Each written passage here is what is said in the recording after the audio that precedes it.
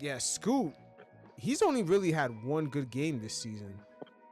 Like, Yes. there was a game where I see he was really efficient. I forgot who was it against. He had like a bunch of assists. It was against the Golden State Warriors. Yeah. Yeah, against the Golden State Warriors, he was killing it. He had 22. He had 22 and 4 assists, and he only had 2 22 and 4 turnovers. assists. Yeah, only 2 Yeah. turnovers. So yeah, he looked decent in that very first game. But other than it might have been the Warriors. Maybe they was getting their defense right. Yeah. I mean, it's a brand new roster, right? So. But Yeah. once again, that G League Ignite. I mean, the only person that's kind of saving their rep is the kid out in Houston, Jalen Green. Jalen Green. Yeah, because the Portland Trailblazers, they end up losing by 45 points to Memphis, who have a ton of injuries, man. That shit is crazy. They lost Even him? My bad. They lost by 45 points. Yes. And one starter only had 10 plus points. That's crazy. One starter had 10 plus points. 23 turnovers. That's fucking crazy. That's unheard of, man. Yo, the Grizzlies just have a ton of injuries. Yeah. I think Grizzlies right now have Vince Young out, and they have John Morant out. Jaren Jackson dominated that game. Yeah, but to lose by 45 like that, man, is... No, that's embarrassing. And they got Chauncey Billups as a coach? Yeah, Chauncey's trash. Nah, he's not trash. Like, he has more than enough experience. Is that Portland just has no direction. I don't know. I'm not very fond of Chauncey Billups as a coach. I'm gonna be honest. Wow, why you say that? Right, I just don't like. There's nothing. I've watched like limited Portland games. Nothing about his coaching has really like blown me away. You know, like Portland's offense is blah, and their defense is trash. Yeah, I just don't think he has the personnel, and Portland doesn't really have a direction. And remember, the Scoot Henderson pick is the reason why they wanted to let Dame go. So you know, we're seeing slowly why teams, okay, we're gonna get out of the Dame sweepstakes, and now we're gonna go with the pick that we have, that we low key was trying to trade around for the longest, and this is the results. I mean, dude, you missed out on Brandon Miller, right? Yeah, they did miss out on B Mill. But Scoot, I'm not gonna lie, like for an 18-year-old when he came in, that dude looked like a linebacker, man. I'm not gonna lie. Yeah. If he translate to the NBA, he's gonna be a beast. Yeah. Oh, Scoot's like, dude, like his build is nice, but I think the lack of he's average athletically, not really a good shooter. It just kind of hurts his development, you know? Yeah, and the G League Ignite might be part of that. That. But let's take a look at what Chauncey Billups had to say after they lost by 45. He was tight. He was sick. Embarrassing, to be honest with you. We was soft as hell the whole game. Nobody really fought. It was just embarrassing for everybody, you know. That's just not who we are, you know. It really isn't. There's no excuse for that. And you have a lot of rough nights in this league, obviously. But I don't even care.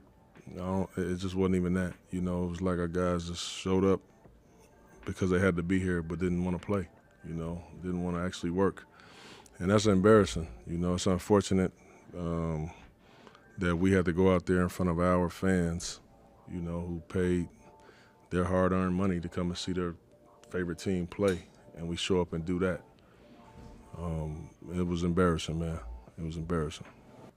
I told them that anybody that sleeps well tonight, you're a loser. It's just that simple. You're a loser. You sleep well after this one, you're a loser. So that's how I feel, and I mean what I say, and y'all know that. And so, you know, we'll move on. That's on me. I'm the leader of this, you know. I'm the leader of the. This is our team, but I'm the head of this, you know. So to me, I take that very personal, because I don't have none of that, not one bone of that in my body, you know, to just lay down. So that's on me. You know, I got to be better. I'll have them a little more prepared next time, but obviously that's a rough one. They all were terrible, you know. Other than I appreciated Delano's effort At the end, Roops' effort. At the end, Barry, those guys came in. They played as hard as they could. But for the most part, everybody, they all suck. Is this a game where you want? Damn, that shit's crazy. He named a couple of plays and said they all sucked. My God. I can't lie. Chauncey cooked on that one. Jesus. But yeah, the Blazers, even this year's draft pick, they had a few. They traded Malcolm Brogdon in the 14th overall pick to the Wizards, and they got a forward. They got the center. Yeah, the 7'2" center out of Connecticut. Yes. Was it Donovan Clingan? Donovan Clingy, I believe his name is, right? Yeah. So he's a shot blocking, rim protecting center. Yeah, they're super young. Do teams know when to move off of certain players? No. Yeah, I feel like sometimes they hang on a little bit too tight. Yes. Way too tight. Yeah, I'm not saying for them to move off of Scoot, but they probably should have looked to draft another like wing player. But I think what the problem with Portland, like, you can correct me if I'm wrong, they're just drafting one of each of every like position, and like just skipping over like good players, like genuine good players. Yeah, because after what they seen from Scoot and how the G League Ignite players really took a minute to translate. I mean, in reality, the only player that really translated and started translating now is Jalen Green. But it took him like what, 4 years? Like, we're looking at a fifth year player, I believe. Yeah. Or he's entering his 4th year now. I think he might be in his 4th year. I'm not sure, but Jalen Green, I mean, he was scoring points or doing whatever, but he was kind of playing more like a freestyle, playground version of basketball. I mean, like translate in a winning style or like a more efficient style, like inside of a framework. But yes. Billups, but the G League Ignite, we see like Kuminga, he's part of that class, and he's struggling on the Warriors. Matter of fact, he came off the bench the other night. Like he got Steve Kerr playing like 12 guys. Yeah. Like that shows you like there's a disconnect. They don't even want to give him an extension. Bro, Kuminga himself had to come off the bench at one point. Yeah. I was watching the Pelicans game. Mm-hmm. And they had him come off the bench for Buddy Hield, I believe. Oh wow. Yeah, Scoot still has 2 more years left on his rookie scale contract. Yes. On top of this year. So yeah, still has 2 more years left. Yeah, it's a weird thing. Sometimes franchises, they should test, some of their star players, quote unquote star rookies, I should say. Yes. They should test them by getting another wing player and making him earn those minutes. I don't know. Sometimes a franchise, they just don't know when to pivot. They just don't really know when to pivot. Yeah, Scoot is getting a lot. Scoot is getting like 25 minutes a game, though. Yeah. So, man, if they draft another player, it'll put the pressure on him to earn, 100%. those minutes. But at some point, the Portland Trailblazers, like, if they were a smart franchise, which I don't know if, like, let's be honest, Portland's track record with this new front office has them in the best. With the new front office, if they actually play it smart, they would trade Scoot Henderson the moment they see another player be better than him in this next year's draft. Because I think next year's draft, it's expected to be a decent draft, like a pretty with noteworthy players. Mm-hmm. So like you would try to bank on maybe getting Cooper Flag or some other guy to hopefully fill that spot in. Yeah, Scoot, he just from the field, he just averages like almost a little under 40%. Dude, he's it's hard to even say he's an NBA player, bro. Like, I understand. He's definitely an NBA player. It's just like, wow, man. A lot is not translating. I mean, if he's a role player, that's good for him, bro. By all means. But, like, dude, for a top 3 player, right? And a lot of people calling you, like, possibly the first overall pick is very questionable. Like, what the fuck? Yeah, you know what? I'm not shocked they called him the first overall pick because of his build. A lot of like us NBA viewers, we don't realize the scouts. There's a lot of eye tests. Oh, look at the way he he's performing in this training, you know, or going through this practice. Look at his body build. Look how high he jumps. A lot of them really judge players off of that, but we've seen too much like Jalen Brunson's, too much Jokic, guys who don't necessarily have they're not jumping out the gym, but the IQ, the smarts, the tenacity, the intangibles, it's all there. The skill set, it's all there. A lot of the draft experts, I feel like they have to sell a player visually being good to like a GM or ownership. There's a lot of visual tests where they're like, okay, we're gonna use this pick on this guy. Look how he looks like. Look how high he jumps. Look at his build. But to say, hey, we're gonna spend a high pick on Brunson or Jokic, you know what I'm saying? Like, even though like Brunson has a huge resume before he came into the NBA. He won the NCAA tournament twice just for him to be in the second round. Yeah. You know what I'm saying? So clearly there's like a eye test that gets too relied on, which is the physicality part. But a lot of maybe the mental is not really taken into consideration, and the player's relationship with the game. That's very important. That's something that doesn't really get talked about too much. Their relationship with the game. Like, okay, how do they approach the game?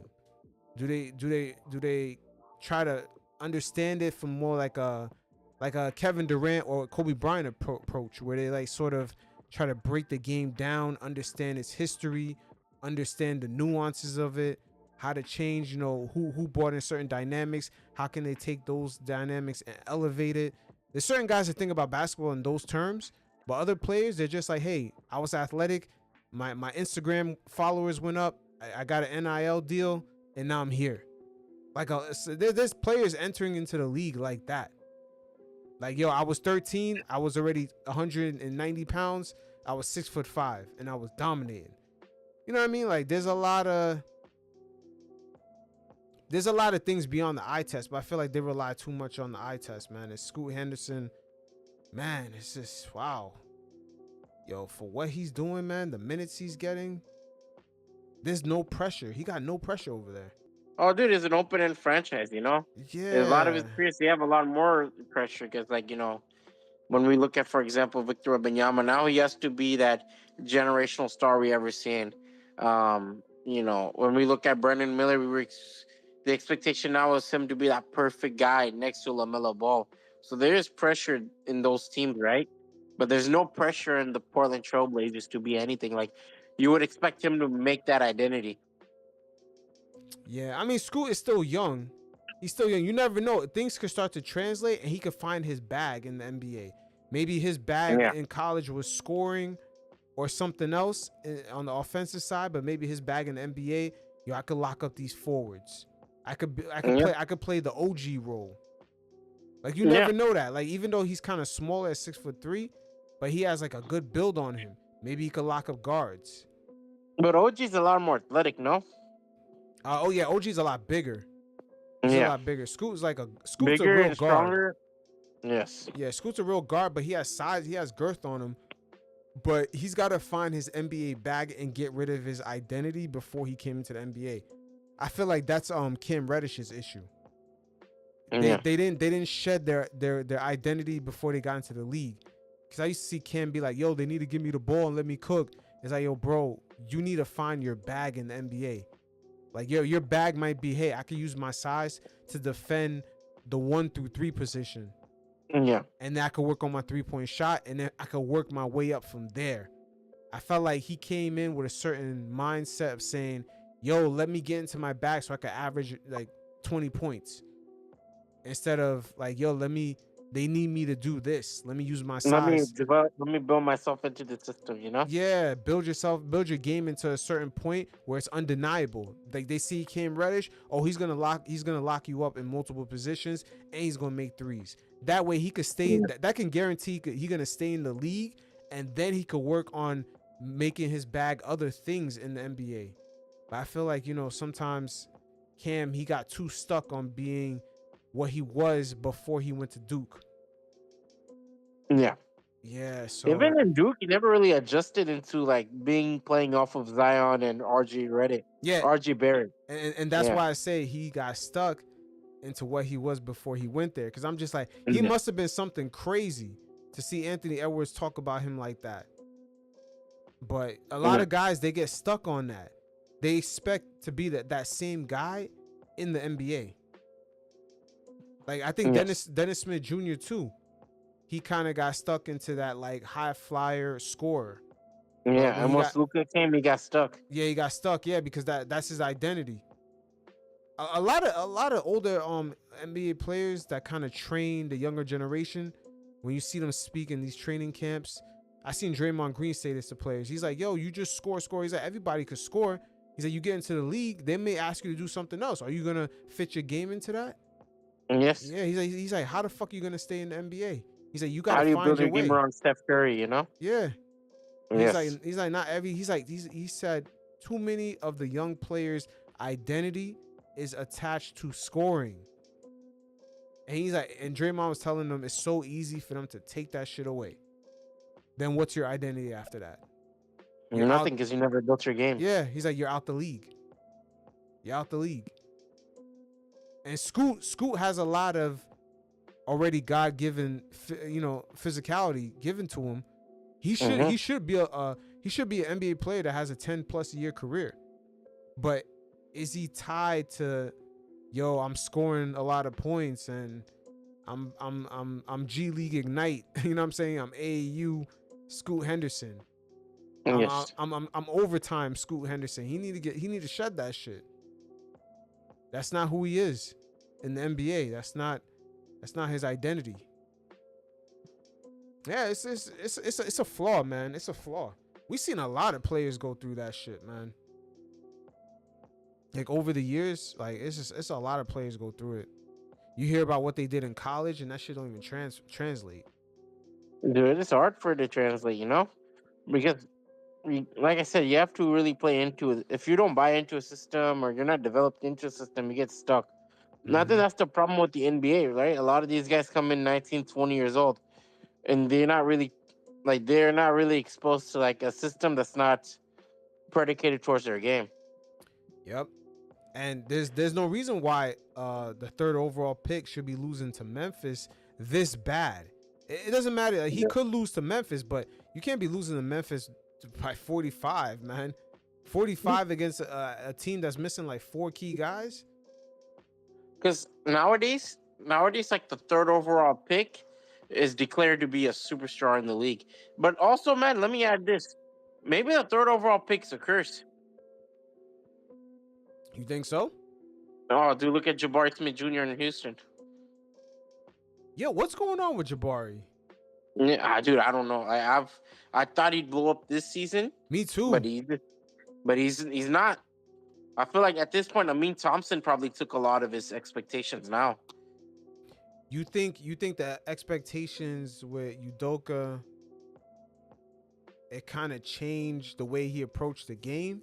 Like it's more like okay, now you have to score. This is what we was talking about earlier. Now you have to score your points within this framework that we have. Yes.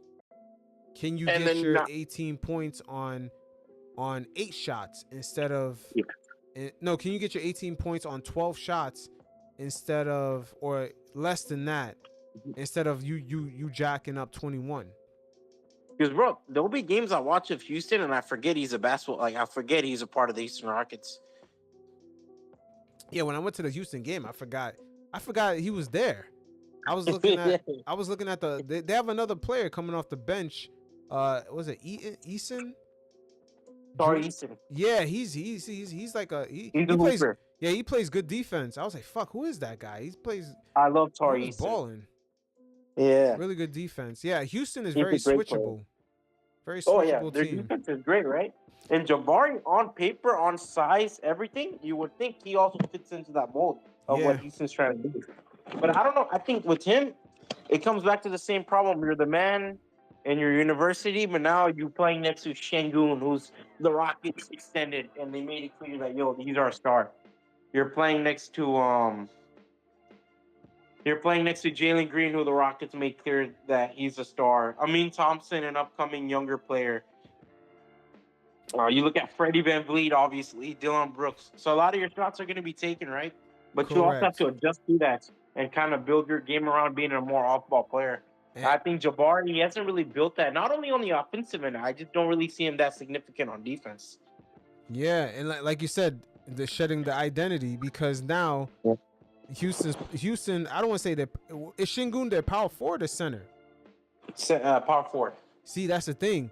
Now Jabari, I'm pretty sure coming up, and especially in the United States, people knew his name. He knew who ranked higher than him. Now all of a sudden, a dude you never heard of, out of Europe, took your spot. Like, you know what I mean? Like, how does he react to that?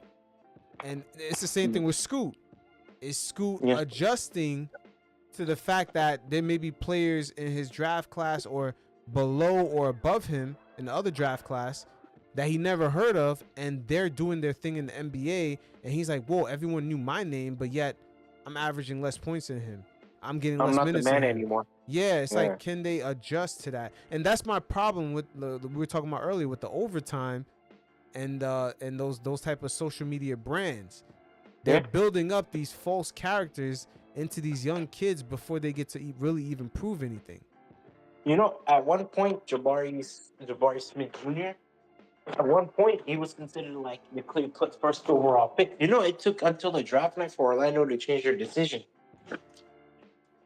Wow. To go with Paulo Banchero. And Paulo Banchero, obviously, he's become a star. It's like a borderline, like soon to be all-star in like 1 or 2 seasons, right? And you obviously look at Chet Holmgren, who probably had a lot more pressure being into a star, and he's turned into one. But with Jabari, it seems like, you know, third year coming in, you kind of like figure out a player, right? Because Jabari, I kind of view him as an experimental guy, good body, everything. You kind of expect like a player to figure it out. But him, I don't know. I feel like he hasn't really figured it out, then become a noteworthy guy. It makes sense now. Now you said it like this. Think about it. They projected him to be the #1 overall pick. Everyone knew his name. He should have been on top of Paulo, but instead Paulo gets chosen. Now Paulo gets to 35 minutes a game. He gets to average all these points, and now he's stuck behind Şengün, a player he never heard of.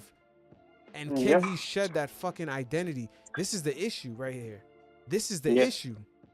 Like, these dudes are going through like psychological, I don't want to say psychological damage, but they're going through like multiple deaths. Like, they have to let that 17-year-old to like 14-year-old kind of caricature that they built up, they gotta let that shit die as soon as they come in the NBA. It's all being an adult, right? Yeah. Now you kind of have to grow up. But also, like, dude, I think, like, let's be honest, I think Chet Holmgren had more pressure into becoming a star than Jabari Smith.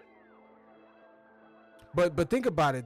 To be perceived to be the #1 overall pick, the consensus, that means your name is well known. You're up there. No, you're up there. Like, since high school, right? Like, since freshman year of high school, you've been up there. Yeah, that's tough. Yeah. That's tough. And to be sitting behind Şengün, it makes sense why he's struggling. Yeah. Oh, 100%, bro. Because now the ball is in a lot of hands. Like, it's in Freddie VanVleet's hand. It's in Şengün, Jalen Green. Mm-hmm. Then you have a lot of the guys that rather like develop. Like, if you're Houston at this point, like, why? I think Torrey Sin is from the same draft class. He's much more significant, and he embraces his role much easier than as compared to like Jabari Smith Jr., right? Yep, it all makes sense now because I'm looking at Jabari, and Jabari got 2 years left on his deal. Yes. So I think extensions work like coming into your 4th year, right? All-Star break coming into your 4th year. Yeah, it's gonna be $12 million. It's gonna be $12 million for next year for him. Yeah. Yes. So I'm asking, like, how does like extensions usually work? Oh yeah, next season, before the start of next season, Houston can give him another extension, which would be his first like. So 3rd year. Yeah. So after the 3rd year. Yeah. So basically, before next season starts, before October 23rd or whatever it is, him and Houston would have to come to a deal. So right now, he's basically playing for his money right now. So yes. He's basically in a contract year right now. And if Houston doesn't, he's unrestricted. No, he's restricted free agent. Yeah, he'd be restricted. Yep. So he's either a signing trade or a cheap ass contract. Wow. So right now he's playing with pressure to play well. So by the time this summer can hit, they can talk real extension. And he's trying to max it because he's a second overall pick. So him coming to the full max of that rookie scale extension is really high. That number is really high. Third overall pick. Yeah. Yo, but here's another politics with teams. Sometimes when they don't want to pay guys, they sort of put them in a position where they're not set up to ask for the full money at the end of that. Like, look at RJ Berry. He couldn't get the full max for third overall because the Knicks now put him in a position where he was the third string guy behind Randall and Brunson. Yes. So and also with him, it's like a lot of situations change right during this time. Because you remember they added like remember when they had that weird forward situation in New York, where it's like Marcus Morris Sr., Bobby Portis, Julius Randle. So they kind of made it a weird, like he's seen culture changes so many times. So they use that against him, right? And I think the Rockets would probably use this against him with Steven Silas and Emi Udaka. Yeah, I mean Houston just right now they only gave Şengün a good amount. They lowballed both of them. No, but they gave Jalen Green like a shorter term. Yes. They basically gave Jalen Green a tradable contract where they can get rid of him. Because they're not sold on either of those guys. That's why like Rockets was they're more sold on Şengün than they are Jalen, but because of Şengün's injury, they were much more hesitant to give him an extension a lot sooner. This is tough. A lot of these guys got paid a lot sooner. I think Franz Wagner got paid at the start of the offseason. Same with Scotty Barnes and Kate a lot sooner. Yeah, Jabari. This is a tough season for Jabari to not play well and see Paolo balling out like that. Oh, Paolo Banchero's balling out. Chet Holmgren, and I believe Mobley's from the same draft class. Yeah, Paolo's gonna get paid. He's gonna get paid. Paolo's gonna get. Well, all of them are getting. I think Evan Mobley might be from the same draft class, or he's from the Kate Cunningham draft class. But the same way Paolo's in position to get paid, like he gets the minutes, he can ball out. There's no real expectation. Jabari should have been in this young Houston team when he first arrived. He should have been in the same position. Yes. But now when you see Fred VanVleet, Dylan Brooks, they draft Reed Shepherd, Amen Thompson. Yes. Wow, is this? Oh man, this is kind of crazy. Houston a lot of personalities in one basketball. Yeah, and Houston sent Cam Whitmore to the G League. Yeah, they sent Cam Whitmore to the G League. Like they're not playing. Like they want these guys to play a certain way. And I think they're gonna trade. Yeah, and they're gonna trade Jason Tate too, sooner or later. Wasn't he playing well last year? He played okay, but he's a lot older. Yeah, he's 29. He's getting paid $7 million. Man, this is crazy. Imagine Scoot Henderson was in this role. Scoot will be going through it right here. Yo, you know what's so crazy? If Jabari Smith was in Portland, he would be in position to get that money that Paolo was gonna get next year. He would have been getting the minutes, 100%. Getting the shots off, and then Scoot would actually be in his proper role in this Houston team. He would actually be in his proper role. He would be like a 25-minute per game guy, playing good defense around the perimeter. Udoka's not gonna let him take a bunch of shots. He would have been in his proper role, flourishing on this team, but he wouldn't get the max money. But Jabari on Portland, I think his numbers would be way higher than what it is here. Yeah. Wow, like it's so crazy how these things end up working out. And he's not a bad player by any means. Like Jabari is a good player, but I think like from his peers, right? You look at Chet Holmgren and Paolo Banchero. He has not reached up to that level, and I just think his game is very limited to reach to that level. Yeah, this is man. A lot of this comes down to luck, man. A lot of this comes down to luck. Like this is kind of crazy. Jabari Smith is on a crowded early 20s team. There's a lot of guys over here. A lot of guys. But yet Scoot has all the opportunity in the world, but his talent is not translating. No. Well, it might take him maybe it takes him next year, who knows, right? But as of right now, as it stands, it hasn't really translated, and it's kind of hard for it to translate. I think a lot of it's like the Ignite program on paper is good, but dude, it takes. I feel like in order to really get NBA ready level, it's kind of difficult, man. Yeah, it seems like a lot for them is a lot more difficult. Like trying to get their game together and trying to understand like what their strengths are, what their weaknesses are. Mm-hmm. Yeah, But it's until kind of then, I feel like a lot of them are like volume shooters. yeah, Yeah. it's kind of unique circumstance. I'm wondering if their agents now, like these brand new agents that are dealing with these players come off of NIL, if entering the NBA draft, they avoid talking to certain teams Yeah. because the position the player is going to be on contract renewal. Like going into when Jabari Smith went to the Rockets, they were in a position to stay young. But I think Yeah. that something happened when he got drafted. They got Ume out of nowhere because they were never in position to get him until that They Boston lucked into him. situation. Yeah, that Boston situation. And now all of a Yeah. sudden they got older players on this team. So now Yeah. he's not It's like even in a position to get a max or just to get some output to produce numbers to get a max rookie scale extension. But had he got drafted to Portland, man, he would have been in that position. yeah, because Portland's irrelevant, right? Yeah. But the Rockets went from day and night shift to like, oh yeah, you do whatever you want to like, okay, now we're winning. Wow, that's tough. That's tough. Yeah, It's an unfortunate situation. yeah, it's very unfortunate. It's very unfortunate for him because yeah, especially with the coach they have, he's not into. Ume is not set up to put these young guys in a position to get them paid. He's He really doesn't care about he doesn't want to develop talent. yeah. He's here to win. Yeah, Yeah. it's extremely unfortunate for them. He's not Yeah. gonna get them paid like that. It's Yeah. just No. I don't really see it. Even a Amen Thompson, even though like he kind of fits Ume archetype of a player that he Mhm. wants, I wouldn't be shocked if Houston packages a lot of these guys for like a more polished player. I wouldn't be shocked. They want to. Yeah. Like the Rockets are trying to shop for whichever best player is available.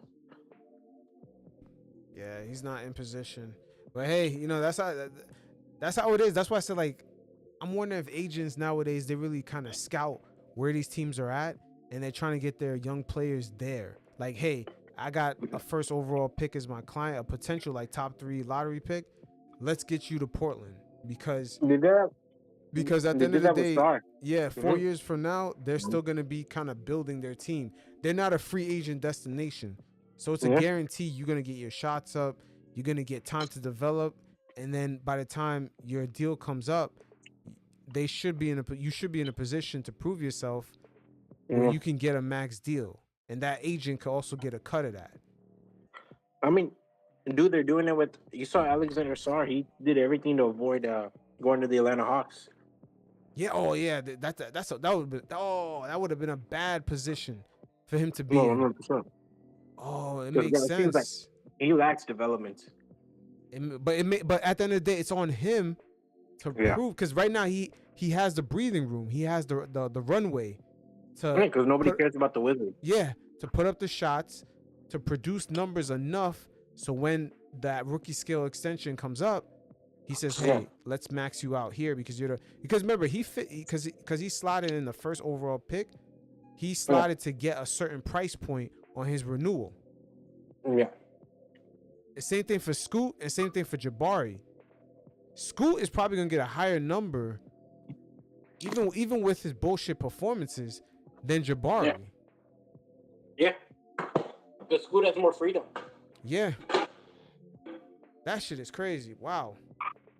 That shit is Scoot crazy. has more freedom to do whatever, right? Do you think this is gonna be a heavier trend that we're gonna see as the years go by and this new TV deal money comes in?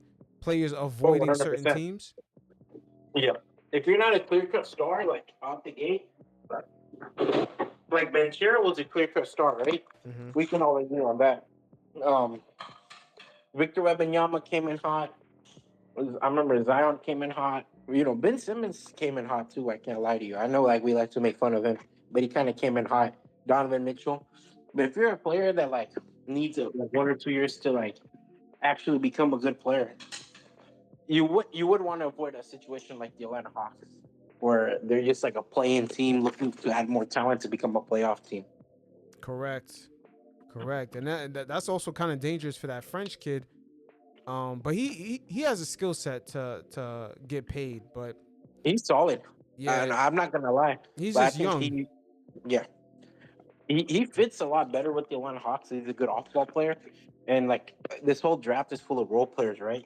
But I think Sarr is much more of a raw product. So if you're Alexander Sarr's agent, you would do anything to like make sure that your guy like reaches his full potential in a team like the Washington Wizards. Yep. Because the pressure is not on him to be a star, right? In Washington, is the pressure is on like Kyle Kuzma and Jordan Poole, the veteran and guys who won a championship before.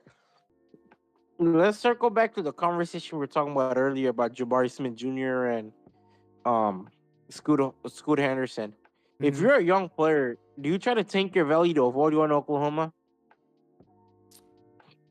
Oh yeah, you probably would, or you probably would work out for them, but work out funny, like you don't jump high or sluggish or yeah. Who would like no young player should want to go there? To be honest with you, that wants to get paid, like you shouldn't go there. That's not the good opportunity. There's gonna be a young player that's gonna be compromised. Yeah, that's the only thing that sucks about being in those situations, because you saw how Jason Tatum actually spoke on when he first went to the Boston Celtics as a rookie. He was mad concerned about his playtime when they got what's his name, Hayward. Yes. Yeah, he said he was extremely concerned and he was thinking about asking for a trade. He wanted out. Yeah, I think he said on the Jeff Teague podcast. Yeah, which was pretty shocking, but it's not surprising. It's like guys are thinking about like their opportunity in the league because I think you get branded real early on. If you come in the league, you're in a spot where you can only average 18 minutes a game. You could actually get pigeonholed into that position for your whole career. Yeah.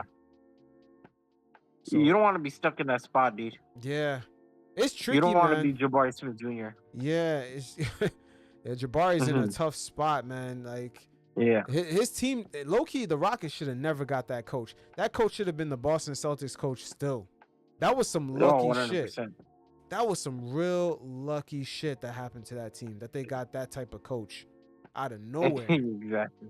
Out of nowhere. But they would have still been stuck with Steven Silas, so. Yeah, technically Houston would have been still in a tanking position. And they would have been the Pistons of the West. I don't think it would have been that far, but I think they would have been more like the Atlanta Hawks of the West. Yes. Yeah, they would have been more like that. You know, they have talent, but it's like something is missing to put it all together. So yeah, this is tough, man. That's actually a good point you brought up, man. It's to be like Jabari Smith. I don't know why I keep saying Jabari Parker. Jabari Smith on Oklahoma City, like it's too crowded. Yeah, it's too crowded. Yeah, I don't know, man. Like this is a real tough thing going into the new deal that the NBA has, because the cap is gonna keep going up. So there's gonna be guys coming off the bench making $40 million. Like that's the crazy part. There's gonna be guys coming off the bench, and I don't know. I haven't looked it up yet. I don't know how much they intend to pay the rookies coming in. It's definitely gonna be more money, but maybe some of the earlier top lottery picks are gonna be making $15 million a year. Like just to start off. That's a lot of money for a rookie to come in. Oh, hell yeah. 15 mil off a rip. So they might feel different. We never know these things. Their relationship with the agents, they might feel different. Because it's going to be like, what? It could be like 15 mil a year, 4 years guaranteed. As a person who's never proven anything. You just came in. All right, here's the money. You know? Go play basketball. Yeah. Yeah, it's kind of like Go be our that. franchise corner piece. Yeah, because I'm looking at Lou Dort. He's been in the league for a minute and he's getting 17. It looks like, Yeah. Oh, dude. yeah, it looks like now, with this new money, the cap going up every year 10%. Yeah, Yeah. eventually it's gonna be 15 off rip as a starting person. And he's gonna make it all NBA defensive team, right? So he's going to try to get paid. Yeah. Yeah. Wow, that's crazy. SGA got a good deal. 35. He's only 35, 38. That's Julius Randle numbers. Oh yeah. So he's putting up MVP status with Julius Randle payment. That's crazy. What were you talking about? SGA. He gets paid SGA, 35, 38 million a year. Yo, he makes the same amount of money this year, almost the same amount of money as Emmanuel Quickly. Yeah. That's crazy. And Emmanuel Quickly is like a star player on a rebuilding team. Yeah. Wow. Yeah. That's this league, the money's gonna get high fast. It's gonna get high fast. But again, like you said, it's like right now we just kind of figured out how Jabari Smith is actually kind of getting fucked over. That shit is kind of shocking because the money's getting fucked over. Is a lot of money. You could get fucked over like man. 40 mil. And the sad part is like nobody's gonna campaign for him. Everyone's gonna be like, "Oh, that guy's still in the NBA." Yeah, man. Had he been on the Blazers, he's easily gonna different story. Yeah, he's gonna get that extension. Shit, the Pistons, different story. Yeah, the Pistons they're gonna give it up anyway. You think the Pistons are gonna give Ivy that contract extension? Dude, I think they're gonna lowball the shit out of him. Man, Pistons, another team that got too many young fucking players, man. Way too many young players. I think Isaiah Stewart, that guy's been in the NBA for a long time too. Yeah, they got him for a good minute. Like he signed another deal. Yeah. Yeah, so Cade. Yeah, it's okay. So Cade's extension starts at 38. It goes up to 51. Yeah. Wow, that's off a rookie extension? Wow, 38, 41, 44, 47, 51. That's crazy. And those are the numbers that, what's his name? Jabari Smith could be looking at when, his extension comes up, especially with the cap going up. Yeah. Dude, my thing with him is I just hope the Rockets end up like giving him a exciting trade, bro. He might end up getting the Julius Randle deal where they just let him walk and then he signs for more money, but then they push back how much he can get, like a max deal, by another year. Yo, when a rookie leaves a team, like he just walks and goes somewhere else after the fourth year, he loses the eligibility to get like a super max for one more year. Was that what happened when he went to the Pelicans? When Julius went to the Pelicans? Yeah, so Julius got paid. He got paid a lot more money for his fifth year in the league. But then when he's eligible for like a 10-year, let's say if he the way he's balling out, he's eligible for a 10-year supermax. They pushed it back another year because he got like restricted free agent money early. My bad. They kind of penalized the rookies for leaving early. But the Lakers forced his hand to leave early too. That's like the most ironic part. Yeah, I don't know if it works like that for the new CBA, but it worked like that for the old one. Because you remember, we never really seen it. We never seen like Julius Randle, a 7th overall pick that's good, leave a team for nothing. We never seen that. Yeah. Well, you remember it was over LeBron coming over. It was, but Magic could have did a trade. Yeah, Magic could have did a trade, man. Magic was ridiculous, bro. Yeah. They lowballed the shit out of Julius Randle, bro. Yeah, Magic could have got something. He could have got 2 for 1. Yeah. He could have got something. Randle, he could have traded Randle on a rookie contract, getting paid $5 million. Like, bro, you can get something for that, man. Honestly, him leaving LA was so good for him because I remember they had him off the bench for Larry Nance Jr. Yeah, that's when what's his name? Luke Walton, the power forward. The power forward career killer. Yeah, he hated Julius Randle. He hated Julius Randle, and who else did he hate? Marvin Bagley. Yeah, he killed Marvin Bagley's career. Yeah, this dude kills the power forward's career. I mean Julius Alvin Gentry, thankfully, I guess Alvin Gentry had a little bit sensitive in his mind. He let Julius Randle be. I think Julius was a six man in fucking Pelicans too for Anthony Davis. But thank God he went to New York. That's all I can say. Yep.